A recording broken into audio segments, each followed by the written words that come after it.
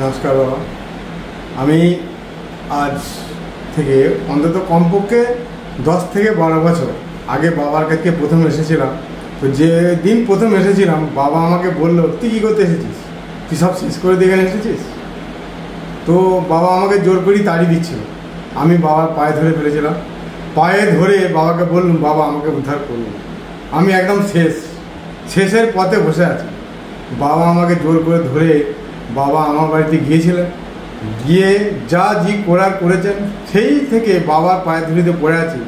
আজকে 7-8 বছর 10 বছর পরে আজকে আমি আমার সাফল্য যা পেয়েছি, আমার ছেলেকে বিরাট জায়গায় পৌঁছে দিয়েছে, আমার ভাইপোকে পড়াশোনার দিক থেকে সব দিকে গাইড করেছে।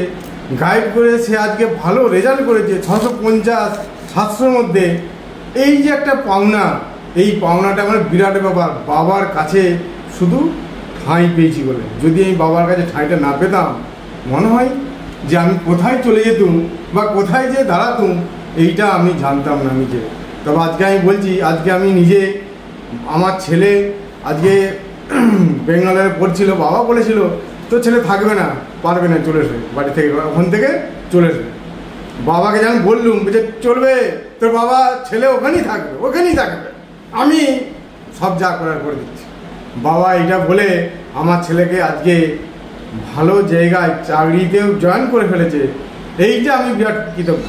আবার আমার বাড়িতে সবাই কি পুরো আমার বাবা আমাকে বলেছিল যে গৃহআশ্রম মানে শ্রেষ্ঠ আশ্রম। আমি নিজে ভাবতাম যে বাবার বাক্যগুলো কখন পালন করব বা পূরণ করব।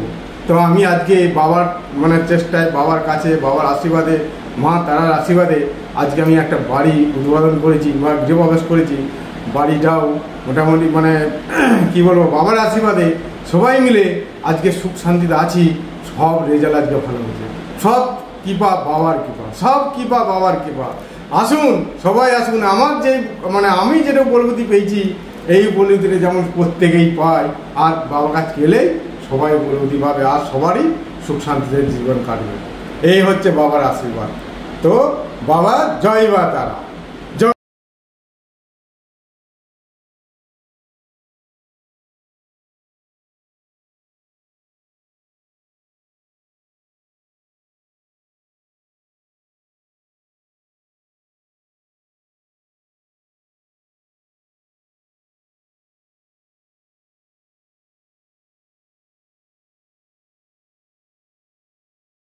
নমস্কার, অ্যাস্ট্রোলজার তপন শাস্ত্রী বলছি।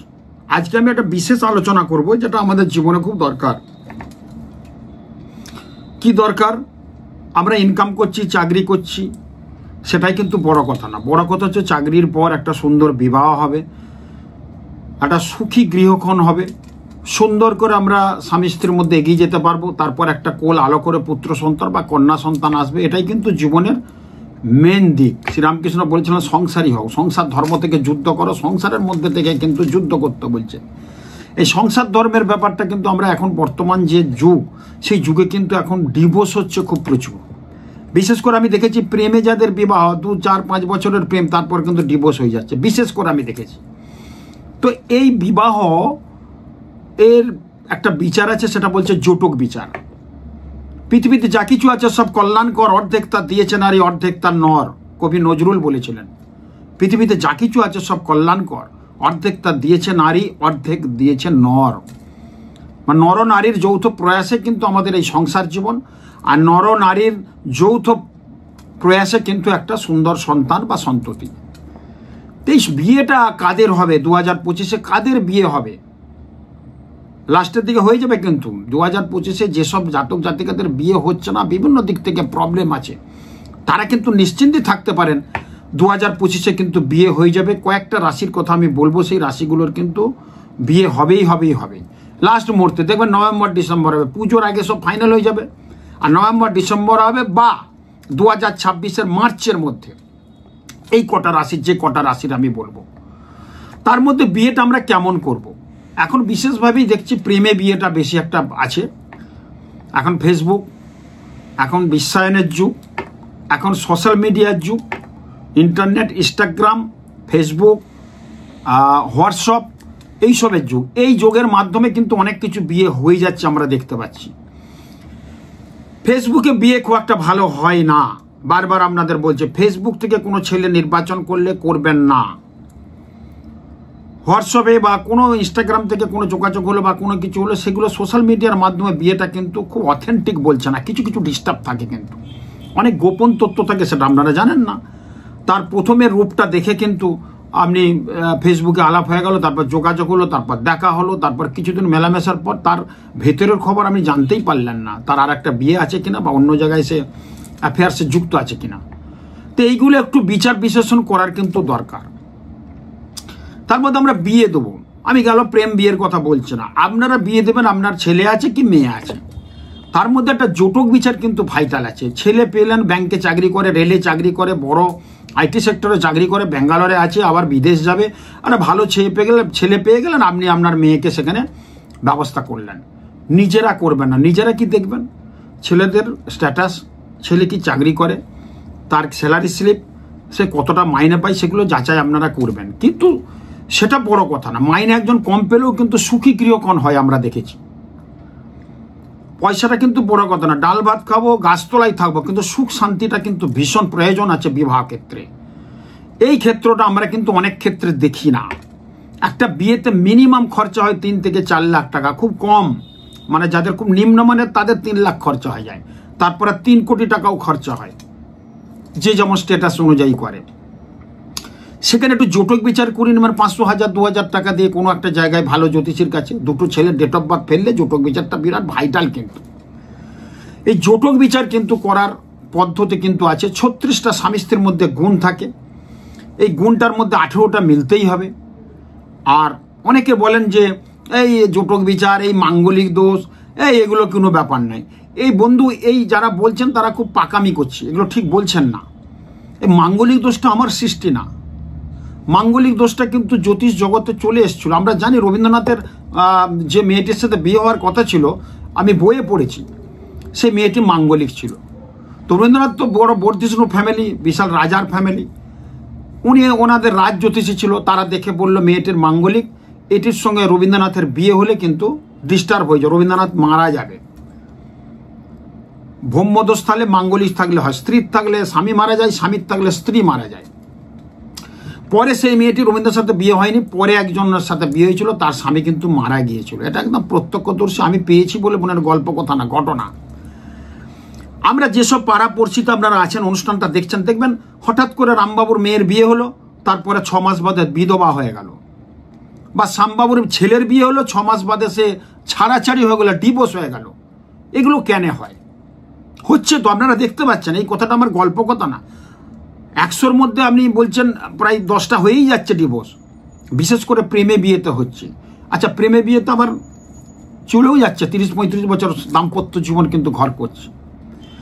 তো এই ক্ষেত্রে বলবো আমরা কি দেখব? এর মধ্যে জটক বিচার দরকার, তার সাথে দেখতে হবে মাঙ্গলিক দোষ আছে কিনা। মাঙ্গলিক দোষটা কি? মাঙ্গলিক দোষটা কিন্তু জীবনের ক্ষেত্রে অনেক ক্ষতি করে দেয়, অনেক স্বামী স্ত্রীর মধ্যে অশান্তি করে দেয়, ডিভোর্স করে দেয়, বৈধব্য। হিন্দিতে বলে মাঙ্গলিক, জ্যোতিষে বলে ব্রহ্মদোষ, ইংলিশে বলে ডিভোর্স, বাংলায় বলে ছাড়াছাড়ি। আর মঙ্গলের অবস্থান যদি কারে, মঙ্গল যদি অষ্টমে থাকে, সেই ঘরটা খুব অশুভ ঘর হয়ে যায়, তাহলে সেটাকে বৈধব্য যোগ বলি। স্বামীর থাকলে স্ত্রী মারা যাবে, স্ত্রীর ওই অষ্টমে মঙ্গল থাকলে স্বামী মারা যাবে। একটা কথা বলে রাখি বন্ধু, অষ্টমে মঙ্গল থাকলে যে মারা যাবে সেটাও আবার ঠিক না, অনেক ক্ষেত্রে মারা যায়, কিন্তু ডিভোর্সটা হবেই, সাংসারিক অশান্তিটাও হবে। এই জন্য আমাদের প্রত্যেকের উদ্দেশ্যে বলবো, কন্যাদায়গ্রস্ত পিতা যারা আছেন, ছেলের বিয়ে দেওয়ার জন্য যেসব পিতারা আছেন, বোনের বিয়ে দেওয়ার জন্য যেসব দাদারা আছে, মায়েরা আছে, বোনেরা আছে, তারা একটু ভালো জ্যোতিষের কাছে জটক বিচারটা করিয়ে নেবেন। এই জটক বিচারের বলছে বিশাল একটা ভূমিকা গ্রহণ করে। দেখুন, জটক বিচার করি যে মাঙ্গলিক দোষ নেই, তাও ডিভোর্স হয়েছে, সেটা রেয়ার। হলে ডেট অফ বার্থ বরের ভুল দিয়েছে, নাহলে মেয়ের ডেট অফ বার্থটা ভুল দিয়েছে, তাতে মাঙ্গলিক বেরিয়েছে, আমরা বিয়ে দিয়ে দিয়েছি, কিন্তু ডিভোর্স হয়ে গেছে। আবার মাঙ্গলিক নেই, সুন্দর জটক বিচারা মিলেছে, 36টা আইটেম থেকে 18টা মিলতে হয়, 25-30 মিলেছে, সেখানেও ডিভোর্স হয়ে গেছে। সেগুলো কিন্তু রেয়ার। 2-4টে গোলমাল বা গ্রহদোষ বা কিছু ভুলভাল হয়েছে ট্রিটমেন্টটা করা বা জটক বিচারটা করা বা ডেট অফ বার্থ কোনোভাবে ভুল হয়েছে, হয়তো মেয়ের ঘর জানেই না যে সময় জন্মেছে টাইম টেবিলটা ঠিক নাই, 3 মিনিটে লগ্ন চেঞ্জ হয়ে যায়।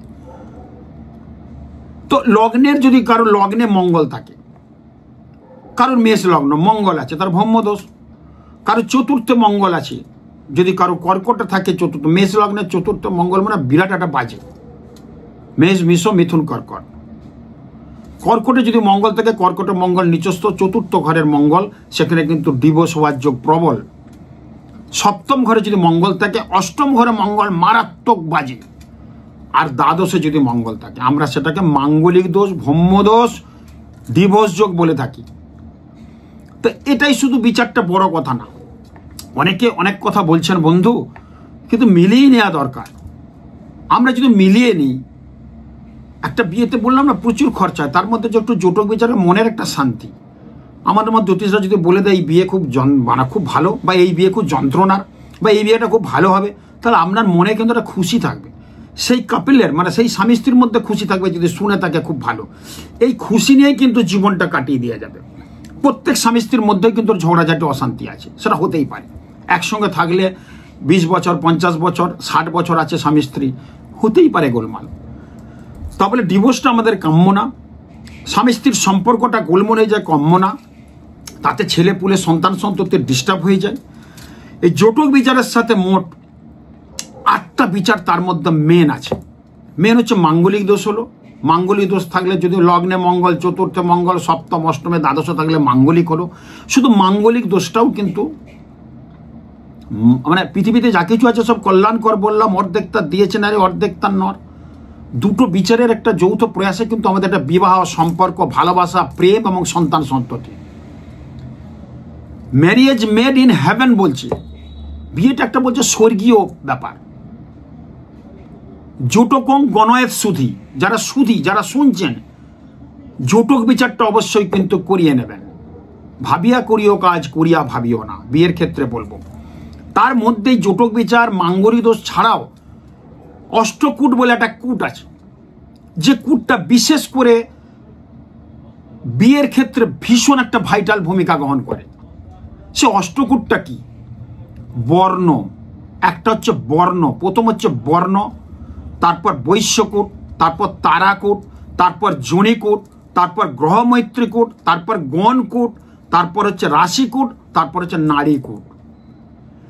এই যে এতগুলো কূট বললাম, বর্ণ, বৈশ্য, তারা, জনি, গ্রহমৈত্রী, গণ, রাশি এবং নারী, তার মধ্যে শ্রেষ্ঠ হচ্ছে নারীকূট। নারী মানে দন্তন্বয় আকার, ডয়ে শূন্য রয়ে দীর্ঘ, নারী। 36টা নারী ছাড়া ধন আমরা। আমাদের যখন জন্ম হয়, মায়ের নাভি থেকে নারীটা কর্তন করে আমাদের কিন্তু জন্ম। 36 নারী ছাড়া আমাদের কিন্তু জন্ম। 64 কলাই কিন্তু আমাদের সৃষ্টি। সে 36টা নারী ছাড়া ধন আমরা, কি সন্তান কি সন্ততি। সে নারীকূটটা কিন্তু বিয়ে ক্ষেত্রে ভীষণ। নারীকূট যদি 8টা থাকে, নারীকূট 8টার মধ্যে 7টা মিললে চলবে, যে 2-3টে মিলে সেখানে কিন্তু বিয়ে কিন্তু বাধা। প্রথমে যে বর্ণকূট, বর্ণটা কি? বর্ণ আমাদের 4টে বর্ণ থাকে, একটা হচ্ছে বিপ্রবর্ণ, একটা হচ্ছে শূদ্রবর্ণ, একটা বৈশ্যবর্ণ, একটা ক্ষত্রিয় বর্ণ। শ্রেষ্ঠ বর্ণকে আমরা বিপ্রবর্ণ বলি, ব্রাহ্মণ বর্ণ বলি। দ্বিতীয় বর্ণটা ক্ষত্রিয় বর্ণ, তারপর বৈশ্য, তারপর শূদ্র, পরপর বর্ণ। যদি কেউ বিপ্রবর্ণ পায় তাহলে বর্ণটা তার নিশ্চয়ই ভালো। এই বর্ণটা কি বলছে, আপনি কি কাজ করবেন, কাজের গতি প্রকৃতি কত হয়। মানে আপনার স্বামী বিয়ে হলো আপনার বিপ্রবর্ণের জাতক, বিপ্রবর্ণের জাতকরা একটু ব্রাহ্মণ বর্ণ বলছে, একটু আধ্যাত্মিক চেতনা থাকবে, ভালো কাজের সাথে যুক্ত থাকবে, কোনো লোহা লক্করের সাথে যুক্ত থাকবে না, খুব ভালো একটা মার্গীয় জায়গায় সে বিরাজ করবে। সে আইটি সেক্টরও ভালো মার্গীয় জায়গা, ভালো একটা অফিসের সে ম্যানেজার, সেটাও একটা মার্গীয় জায়গা, কোনো আধ্যাত্মিক গুরু হতে পারে। একটা তার মধ্যে একটা সহনশীলতা ভাব থাকবে, যাদের বিপ্রবর্ণের জাতক জাতিকা। সেই ছেলে যদি পাওয়া যায় তাহলে সেই মেয়ের সাথে বিয়ে দিলে খুব ভালো হবে। বর্ণরা কি বর্ণ হতে হবে? বিপ্রবর্ণ, শুদ্ধ বর্ণ, বৈশ্য বর্ণ। বর্ণের মধ্যে কাজের জন্য কাজ কেমন হবে সেটা বর্ণ হচ্ছে আমরা বিচার করি। তারপর বৈশ্যকূট, এই বৈশ্যকূটটাও কিন্তু ব্যক্তিগত সম্পর্কের জন্য। বৈশ্যকূট মানে কি? ব্যক্তিগত সম্পর্ক। এর ডিটেলস আরও আছে, এটা বললে অনেক কিছু বলতে হয়, বলা যাবে না, অল্প কথাই আপনাদের বলবো। বৈশ্য হচ্ছে আমাদের ব্যক্তিগত সম্পর্কের জন্য। স্বামী স্ত্রীর ব্যক্তিগত আভ্যন্তরিক সম্পর্ক কেমন হবে সেটা বৈশ্যকূট কিন্তু দেখে। তারাকূটটা কেমন ভাগ্য হবে আপনার স্ত্রীর ভাগ্য কেমন হবে, স্ত্রী ভাবছে তারাকূটটা আপনার স্বামীর ভাগ্যটা কেমন হবে। যোনিকূট বলছে মানসিক একটা সমন্বয়, শারীরিক সম্পর্কের একটা সুন্দর বোঝাপড়া। কনজুগাল লাইফে শারীরিক সম্পর্ক বা আমাদের যে সেক্সুয়াল সম্পর্ক সেটা কিন্তু যোনিকূটের উপর নির্ভর করে, সেটাও কিন্তু দরকার। বিয়ে মানে বিয়ে করলাম, তারপরে সন্তান হয়ে গেল, কিন্তু তার সম্পর্ক বা ডিস্টার্ব সেরকমভাবে হচ্ছে, দুজনে স্যাটিসফাইড না, সেটা কিন্তু যোনিকূটটা বিচার করে। মানসিক সমন্বয়, শারীরিক সম্পর্ক, সেক্সুয়াল ব্যাপারটা কিন্তু যোনিকূট দেখে। বিয়ের ক্ষেত্রে কিন্তু এতগুলো দিক দেখতে হয়। গ্রহ মৈত্রীকূট কি? প্রকৃতির জন্য আপনার সঙ্গে ঠিক মিলমিশ হবে কিনা। আপনার মেষ রাশির অধিপতি মঙ্গল ধনু রাশির সাথে আপনার হবে। ধনু রাশির অধিপতি বৃহস্পতি মঙ্গল কিন্তু দারুণ। আপনার মকর রাশির অধিপতি শনি, আর তুলা রাশির অধিপতি শুক্র, মকর এবং তুলার মধ্যে হবে। এইরকম গ্রহ মৈত্রীকূট আমাদের কিন্তু বিচার করতে হয়। আমাদের মানসিক প্রকৃতি, আমাদের কতটা স্বামী স্ত্রীর মধ্যে মিলমিশ হবে, সম্পর্ক দূষণ হবে কিনা। গণ একটা বিরাট ভূমিকা গ্রহণ করে। দেখুন, গণ আমাদের তিনটে গণ আছে। একটা দেবারী অর্থাৎ রাক্ষসগণ, একটা নরগণ বা মানবগণ, একটা হচ্ছে দেবগণ। দেবগণের ছেলেরা অবশ্যই কিন্তু ভালো হয়, আপনারা জানি। আবার দেবগণের রাক্ষসগণের ছেলেরা অনেক ভালো হয়। মেয়েদের ক্ষেত্রে রাক্ষসগণের ক্ষেত্রে একটু ডিস্টার্ব হয়, কিন্তু বিয়েটা যদি জটক বিচার করে দিই, রাক্ষসগণের সাথে রাক্ষসগণের ভালো হবে, দেবগণের সাথে দেবগণের ভালো হবে, নরগণের সাথে নরগণের ভালো হবে, দেবের সঙ্গে নর হবে, দেবতাদের সঙ্গে রাক্ষসেরও কিছুটা হয়, কিন্তু নর আর রাক্ষসের মধ্যে বিবাহ চলে না, ডিস্টার্ব হয়। এই গণটাও কিন্তু আমাদের সামাজিক সম্পর্কের জন্য গণটা দরকার। সামাজিক সম্পর্ক গণটা আমি একটা উচ্চ পর্যায়ের আলোচনা করছি আজকে। কিন্তু এই সামাজিক সম্পর্ক কেমন হবে? শুধু তো স্বামী স্ত্রীর মধ্যেই সম্পর্ক না, তার শ্বশুর শাশুড়ি কেমন হবে, এই গণটা দিয়ে বিচার হয়। আদার্স পিসি মাসি, আদার্স যে সম্পর্ক, বরের ঘরের যেসব লোকজন আছেন, ননদ, দেওর, যা, এদিকে নিয়ে একটা সামাজিক সম্পর্ক, একটা গণ কিন্তু দেখলে বোঝা যায় কি হবে। রাশিকূট, জীবনটা আপনার কেমন হবে রাশি দিয়ে বিচার হয়। আপনার মেষ রাশি ধনু রাশির সাথে হবে, বা মেষ রাশির সাথে মেষ রাশির হবে, ধনু রাশির সাথে ধনু রাশির হবে। লগ্ন রাশি যদি মিলে যায় তাহলে কিন্তু খুব ভালো, বা সেটা বিচার বিশ্লেষণ করে কিন্তু দেখতে হবে রাশিকূটটা কেমন। যেটা দেখতে হবে নারীকূট। এই নারীকূটটা বিয়ের ক্ষেত্রে কিন্তু ভীষণ একটা ভূমিকা গ্রহণ করে। নারীকূট, 36টা নারী ছাড়া ধন আমরা, ছেলে মেয়ে সন্তান মাতৃজঠর থেকে বেরোয়, মায়ের সেই নাভি, ছেলের নাভি থেকে কর্তন করতে হয়, দায় মা করে দিত, ওটা দায় মা আগেকার দিনে। সেই নারী ছাড়া ধন আমরা। নারী এটা হচ্ছে ভীষণ ভূমিকা গ্রহণ করে বিবাহের ক্ষেত্রে। অনেক জ্যোতিষী অতটা জানে না নারীর ব্যাপারটা কি, বা অনেকে জানেন না যারা অনুষ্ঠানটা শুনছেন, যারা জ্যোতিষ জগতে নেই তাদের, এমনি সাধারণ দর্শকদের কথা বলছি। নারীকূটটা একটা বিশাল বিচারের ভূমিকা গ্রহণ করে। এই নারী থেকে কিন্তু আমাদের সন্তান সন্ততি দেখা দেয়। নারীকূট যদি না মিলে, 8-এর মধ্যে যদি 6-7 মিললে খুব ভালো, 3-4 মিললে কিন্তু সন্তান হবে না, বন্ধাত্ব নিয়ে চিরকাল বসে থাকতে হবে। এই নারীকূটের ক্ষেত্রেও কিন্তু একটা বিশাল ভূমিকা গ্রহণ করে বলছে। ম্যারেজ মেড ইন হেভেন, বিয়েটা একটা বিরাট জিনিস, যেটা একবার হলে দ্বিতীয়বার কিন্তু ভালো হয় না। অতএব যা কিন্তু নির্বাচন করতে হবে সেটা কিন্তু বিচার বিশ্লেষণের মাধ্যমে, জটক বিচারের মাধ্যমে যদি আমরা করতে পারি তাহলে কিন্তু আমাদের বিবাহটা ভালো হবে। তো লগ্নে মঙ্গল যদি থাকে তার শারীরিক ডিস্টার্বটা কিছুটা হবে। যদি ব্রহ্মদোষ লগ্নে মঙ্গল থাকে, শারীরিক ডিস্টার্ব হবে, স্বামী স্ত্রীর মধ্যে একটা মেলবন্ধন হবে না, শরীর এত খারাপ যাবে, স্ত্রীর স্বামীকে সবসময় নার্সিংহোম ডাক্তারি করতে হবে, একটা গাইনোকোলজির সমস্যা হবে। রূপ রস গন্ধ হচ্ছে বিচার করতে হয়। লগ্ন থেকে লগ্নে মঙ্গল থাকলে কিন্তু তার বিভিন্ন দিক থেকে রোগ জ্বালা, সম্পর্ক দূষণ, বিভিন্ন দিক থেকে কিন্তু প্রবলেম হতে পারে যদি লগ্নে মঙ্গল থাকবে। কেন ডিভোর্স হয়, কেন বৈধব্য যোগ হয়? ক্লাসিফিকেশন অফ মাঙ্গলিক, মানে মাঙ্গলিকটা মঙ্গল কোথায় থাকলে সেটা দেখতে হবে। আমাদের মঙ্গল যদি চতুর্থ থাকে, চতুর্থ ঘর থেকে আমাদের পিতা মাতা বিচার করতে হয় বিয়ের ক্ষেত্রে। চতুর্থ ঘর থেকে লাভ, ভালোবাসা, চতুর্থ ঘর তো কিন্তু বিয়ের ক্ষেত্রে একটা বিশাল ভূমিকা গ্রহণ করে।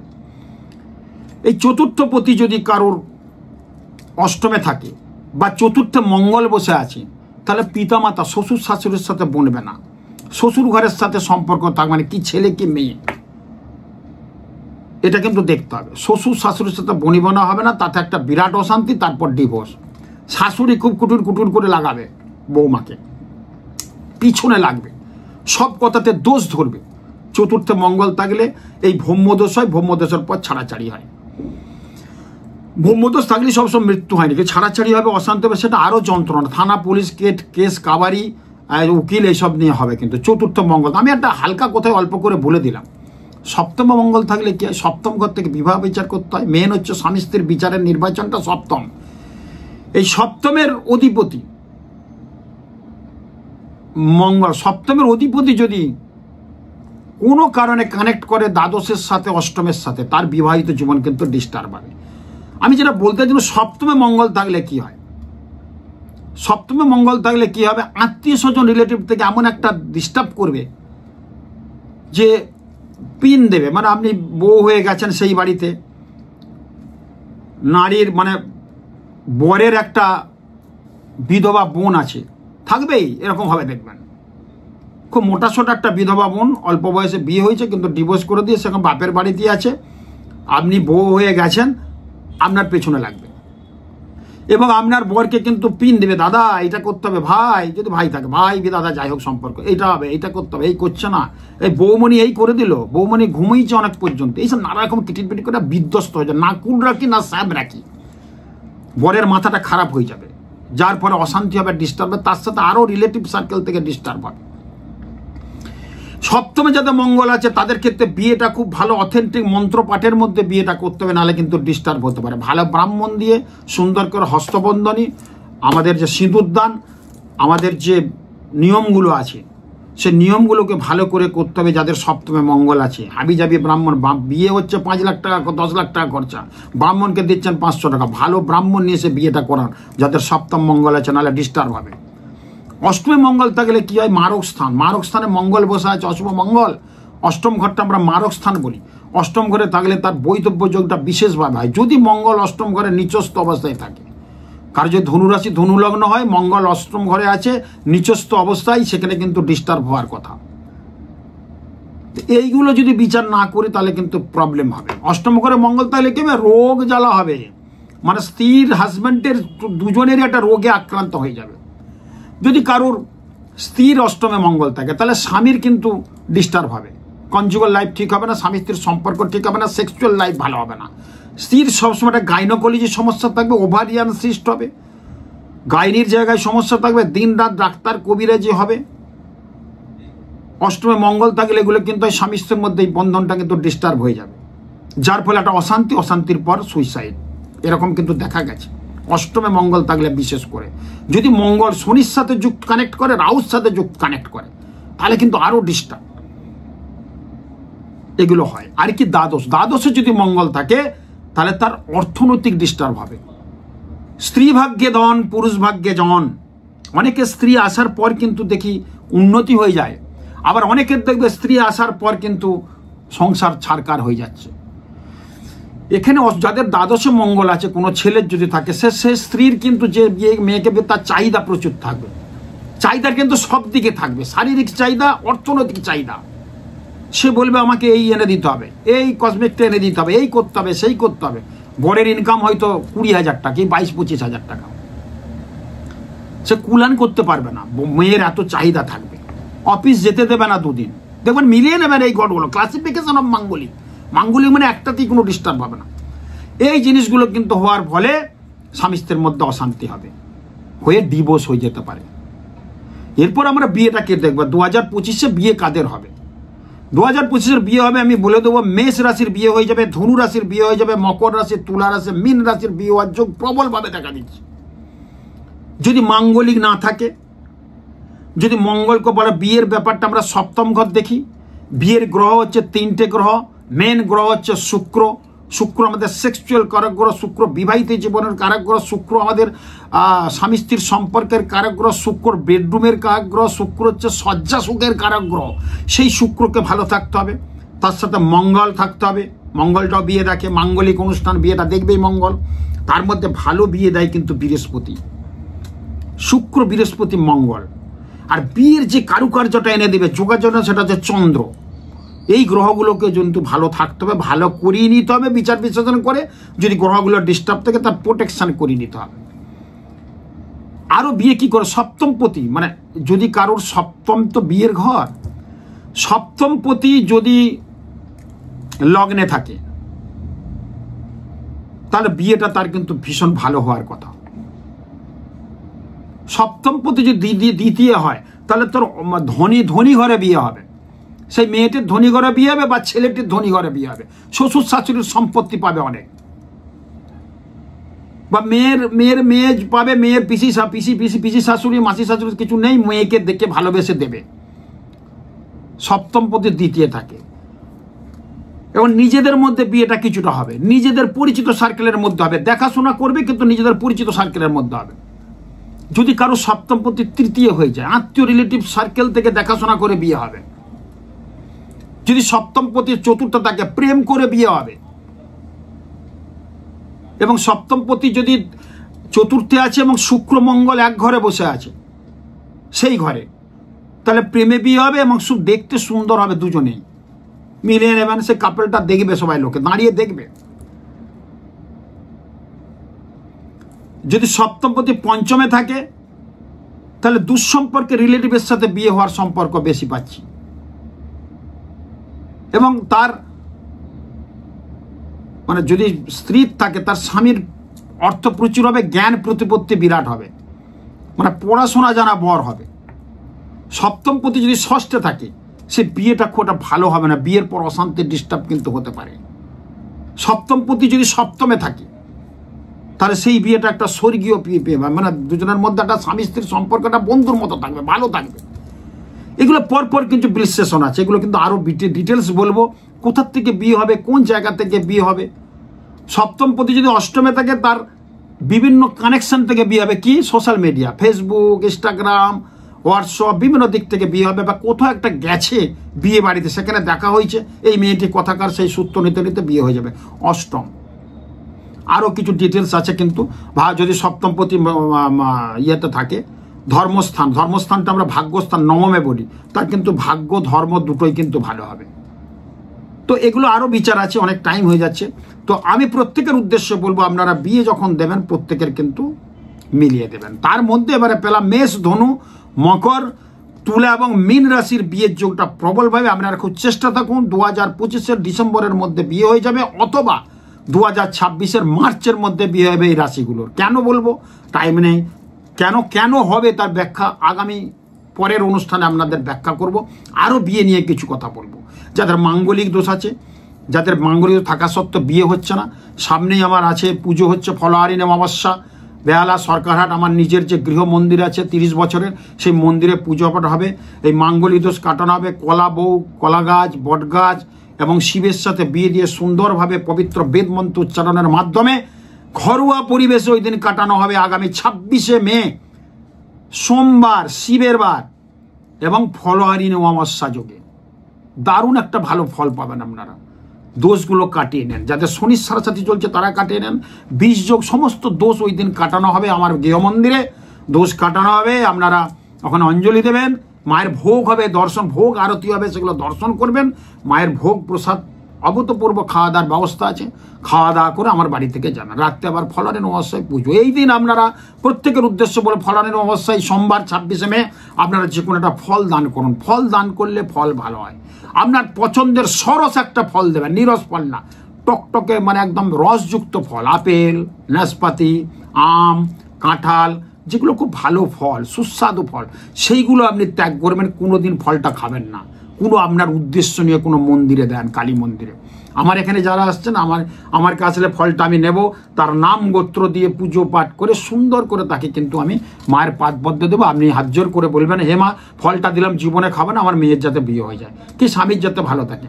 কে স্বামীর যাতে চাকরি হয়ে যায় ভালো, যে কোনো একটা উদ্দেশ্যনীয় দিন দেখবেন জীবনটা সার্থক হয়ে যাবে ফলানির অবস্থায়। শ্রীরামকৃষ্ণ 5 ফল দিয়ে সারদা মাকে ষোড়শী রূপে পুজো করেছিল, মাতৃজ্ঞানে পুজো করেছিল। তারপর ভবতারিণীর দেখা পেয়েছিল। এই অমাবস্যার কিন্তু বিশেষ বৈশিষ্ট্য। এগুলো করুন, দেখবেন অনেক ভালো হবে। আরও কিছু ডিটেলস এর আগে বলেছি আমি ফলানি, সেটা কিন্তু আজ বিচার করুন, দেখে নেবেন আমার প্রোগ্রাম। খুব ভালো থাকবেন, নমস্কার।